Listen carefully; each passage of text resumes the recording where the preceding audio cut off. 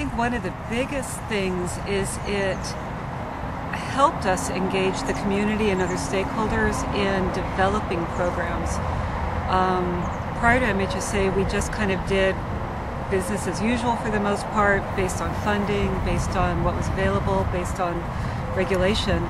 But MHSA really encouraged us to reach out to the community and be more proactive with problem solving with the community, funding innovative programs, funding things that we thought always wanted to do but didn't have the funding to do. So I think it really helped us stretch and be more community oriented and more supportive to underserved communities and to other cultures. It's expanded us.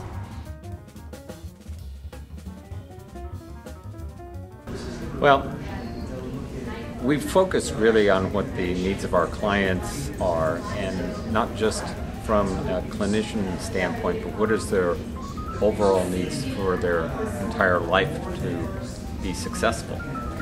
And it has provided an opportunity for us to really sit down and listen to our clients about what their needs are, as opposed to what we as clinicians think they need and should have in their life. So it's really turned it around so that we're more listening to our clients, helping them establish their goals of what they want to see in their life, and really pursue those goals.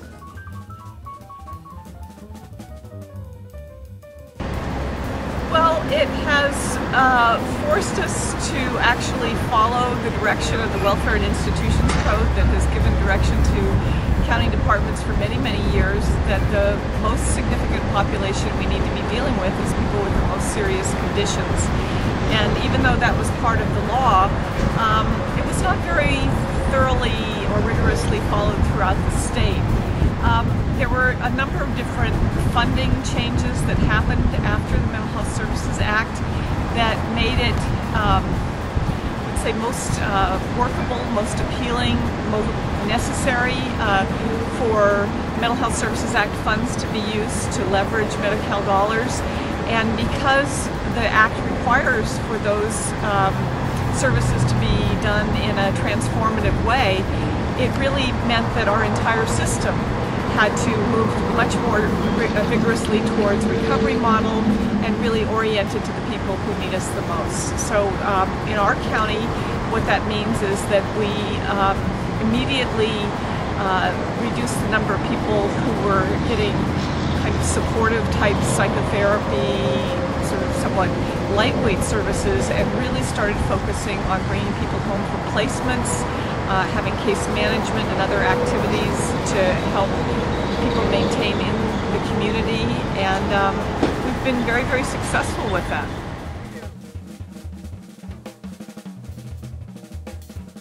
Well, I'd say one large difference is we've expanded services, so we're actually treating more individuals. We have also added more evidence-based practices.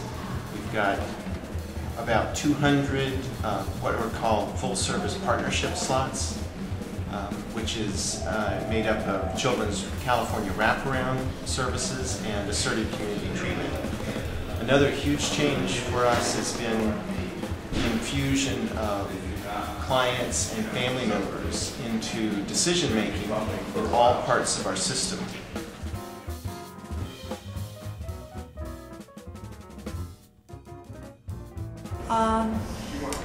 I think that it has made available resources for us that has allowed us to do things in terms of consumer involvement, in terms of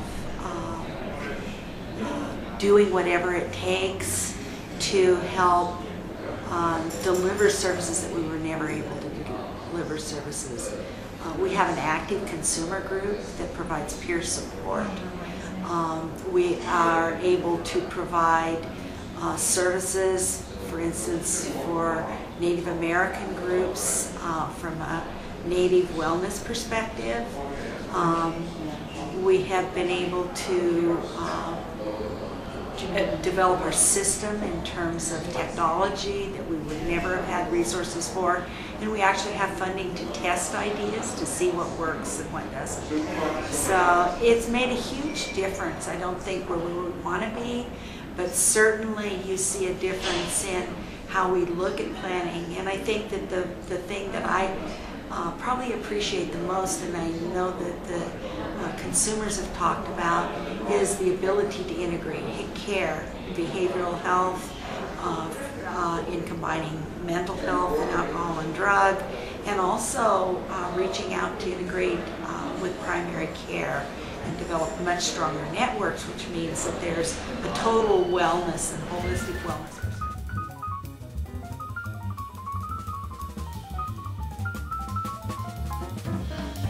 I think it's actually been pretty dramatic, considering MHSA passed almost 7 years ago. Just the whole notion of the recovery movement and identifying the strengths within the client population, that has really shifted the way we approach the work we do. We see it as a partnership now.